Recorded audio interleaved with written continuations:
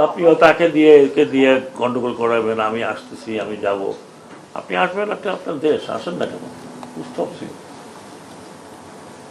নাগরিকত্ব তো কারো চাই না, নাগরিক 21 বছর প্রধানমন্ত্রী তো করেছেন, আপনি স্বেচ্ছায় চলে গেছেন, কেউ যেতে বলে নাই। আওয়ামী লীগ একটি বড় রাজনৈতিক দল, প্রচুর ভালো ভালো নেতা আছে, আমি এখনই আপনাকে নাম বলতে পারি কার ভালো নেতা। এই দলটা একসময় বাঙালিদের সেকুলার পন্থী দল ছিল, মিডল ক্লাসে।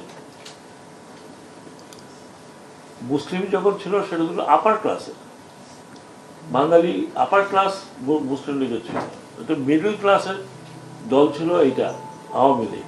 যে জন্য আপনি দেখবেন যে মিডল ক্লাস তৎকালীন ইন্টেলেকচুয়াল যারা ইউনিভার্সিটির এখানের ওখানে তারা এখনো আছে, এখন অ্যাক্টিভ না থাকলে তারা সাপোর্ট করে। একটা